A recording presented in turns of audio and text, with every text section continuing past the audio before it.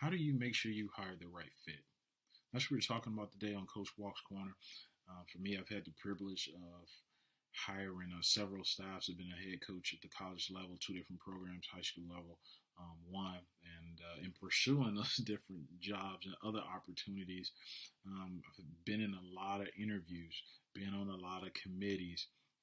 And so it's something that I think people don't spend enough time, coaches don't spend enough time thinking about their process, really asking deep questions that will really help them get the right fit. So that's what we're going to talk about today.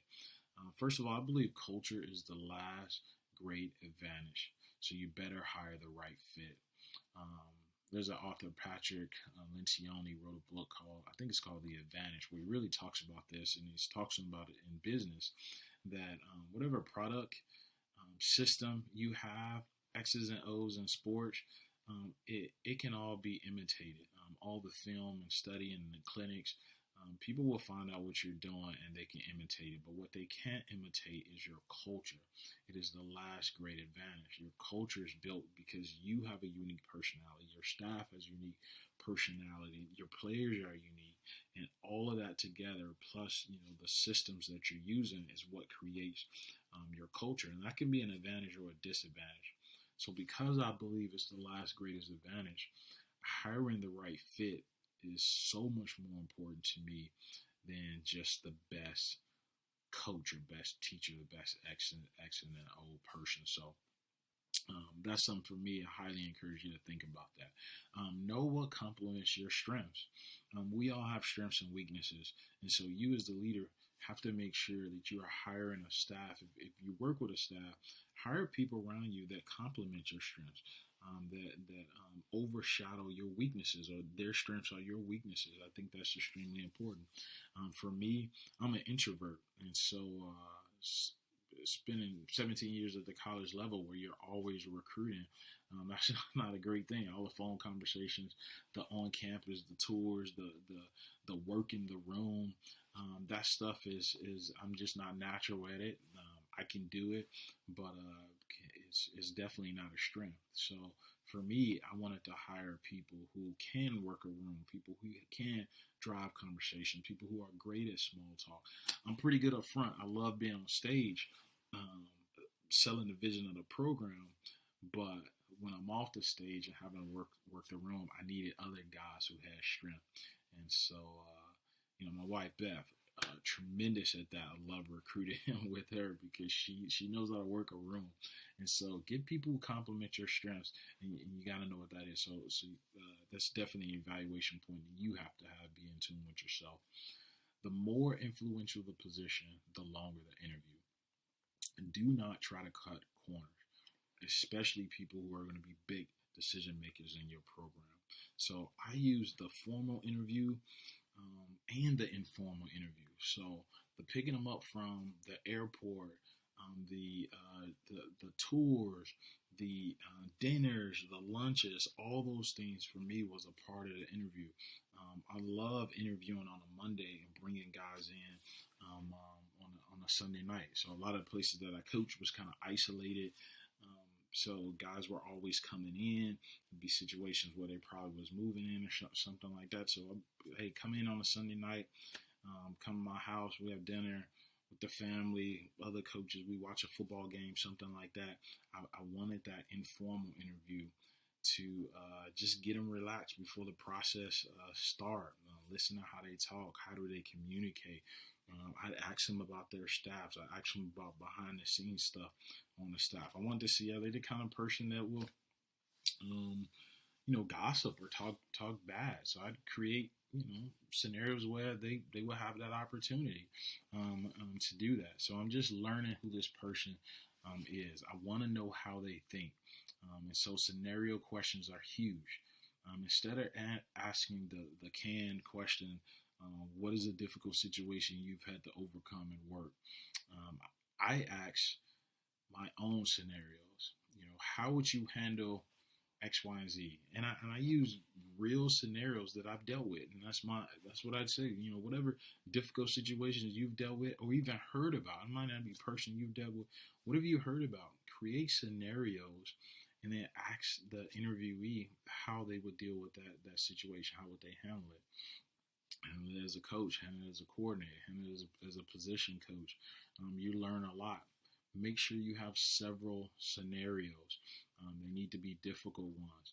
I love questions where we rank things that maybe are not clear answers. So for a college coach, I'd ask a question something like, what's most important to be a great motivator, a great teacher, or a great tactician?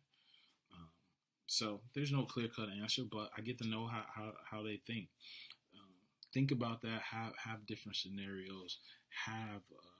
For me, we probably had 3 to 5 scenarios off the field, on the field. Yeah, make sure you have some difficult ones in there. And then challenge them on some answers. At some point, especially if you're doing a committee interview, multiple people should challenge some of their questions, or some of their answers rather. And this needs to be planned out. It shouldn't be overwhelming. It shouldn't seem like the staff is coming at this person all at the same time, but maybe different questions out there. If you do a X's and O's type, maybe the interviewee is teaching a skill or something, maybe assistant coach would challenge them on the answer. Hey, I disagree with this. What do you think about X, Y, and Z? And just see how they respond. For me, I love the challenge off this question. What is your greatest strength? And a lot of times people say the same answers all the time. What is your greatest weaknesses? There's some common answers that people say. Sometimes I'm a overworker, or I'm a perfectionist. When I hear the perfectionist, I always respond. I've begun to respond this way. Everybody tells me they're a perfectionist. Give me another answer. No, everybody said, I don't even believe that. Give me another answer. I say it at that tone. I look them right in the eye. I challenge them, and that's going to throw them off. But I want to see how they respond to that tension, that pressure, them being challenged. Another perfect question to challenge is, why should we hire you? If they give you an answer, it might be a great answer, but and maybe there's a hole in their resume. Challenge them on it. Well, what about your lack of experience here? I don't know if you actually have the knowledge base to do this job. Think about ways you can challenge them, and but just create a little pressure and see how they respond. That's all you're trying to figure out. How do they respond under pressure? How do they respond to being challenged? You think at some point you as a staff, you guys are going to have challenges? You're going to challenge each other? I hope you do. That's how you come up with the best solution. So you want to know how they respond to that. Recap afterwards. Certainly, if you're going to challenge them on certain things that could create some tension in the interview, let them know that when the interview is done. Like, hey, this was strategy. It's a part of our process. We asked different questions. It didn't matter what you answered. We were going to challenge it. We just wanted to see your response. Just let them know that you're thoughtful and you're not jerks. Okay, this was a part of understanding them. Okay, it's a part of the evaluation. And the last thing, tell them what you learned and any concerns. And this is really what I'm talking about. If you're going to hire them, if you've hired them, that they're going to be in a program, tell them what you learned from that interview. Like, I'm hiring you, they're on staff, maybe day one or something. Like, you sit down and you one-on-one. It's like, hey, here's what our concerns. Here's the things that you did well, but here's some things that I want you to think about. Maybe in some of those scenarios, the way they answered the question was different than how your culture would respond to that scenario. Well, they should know that. What a great opportunity to get them off to the right start in your program by sharing, hey, here's how we do business. Hey, this scenario, here's the way I would like you to respond. It's something that I figured out hiring a lot.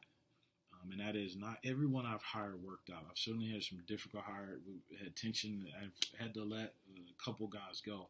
But what I realized is I always knew that the issue that I would have to manage. And that's what the hiring process, one of the great things about this type, some of the tidbits that, a lot of people don't do is, um, I've hired the wrong person, but I've always known why. I've always known what the issue was going to be, what the issue was most likely going to be.